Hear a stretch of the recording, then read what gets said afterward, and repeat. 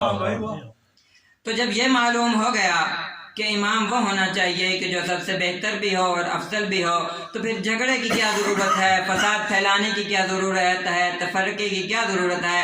آئے ہم قرآن سے پوچھ لیتے ہیں کہ افضل کون ہوتا ہے، پس جو قرآن کے افضلیت کے معیار پر پورا اترے گا ہم اسے امام مان لیں گے۔ تو قرآن مجید فرقان حمید نے جا بجا افضلیت کے معیار قرار دیے ہیں۔ سورہ نساء کی آیت نمبر 96 میں قرآن ارشاد فرماتا ہے کہ فضل اللہ المجاہدین علی القاعدین، اللہ نے اللہ کی راہ میں لڑنے والوں کو بزدلوں اور جنگ سے بھاگنے والوں پر فضیلت دی ہے۔ تو آئے اب قرآن ہی سے پوچھ لیتے ہیں کہ وہ کون سی جنگ تھی کہ جس میں تازہ مسلمان خوف زدہ ہو گئے تھے، اور ان کے خوف کی کیفیت کو قرآن کچھ اس طرح بیان کر رہا ہے وَإِذْ زَاغَتِ الْأَبْصَارُ وَبَلَغَتِ الْقُلُوبُ الْحَنَاجِرَ، اور یہ تازہ مسلمان اتنے خوف زدہ ہو گئے تھے کہ ان کی آنکھیں پھٹ گئی تھیں اور دل گلو تک آ گئے تھے۔ تو یہ کون سی جنگ ہے؟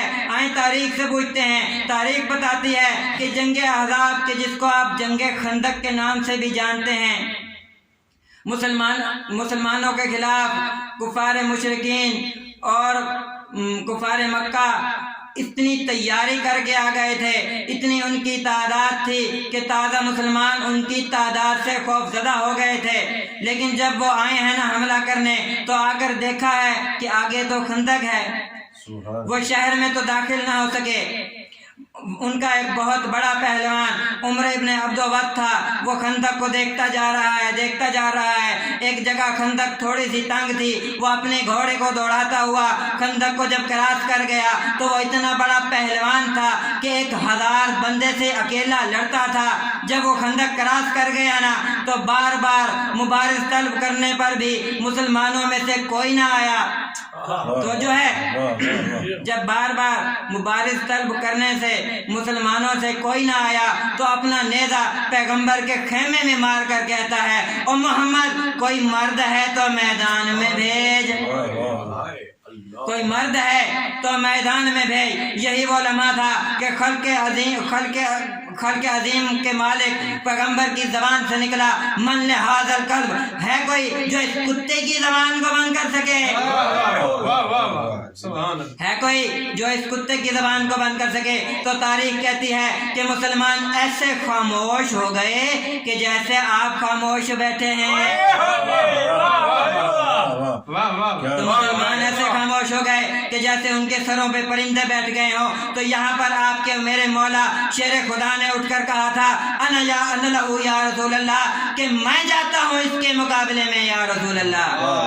تو جنگ خندق نہیں پڑھنی، بس تیاری کروائی ہے۔ پیغمبر گرامی نے اپنی عبا دی ہے، اپنا امامہ دیا ہے، اپنی نالین پہنائی ہے، اور ذوالفقار ہاتھ میں دے کر بھیجا ہے مولا علی کو۔ اور کچھ اس شان سے چلے ہیں مولا علی کہ پیغمبر گرامی اسلام کو کہنا پڑ گیا کہ آج کل کا کل ایمان، کل کا کل کفر کے مقابلے میں جا رہا ہے۔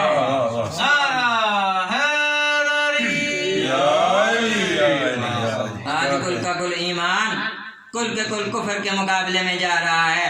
تو کچھ اس ایمان سے، کچھ اس بہادری سے، کچھ اس یقین سے جنگ لڑی ہے امیر المومنین کے وہ پیغمبر کہ جو وحی کے علاوہ کبھی نہیں بولتا، وہ بول کر کہتا ہے اور فرماتا ہے کہ علی کے آج کی دن کی ضربت ثقلین کی عبادت سے باری ہو گئی ہے۔ عظمت امیر المومنین بلند تر صلوات۔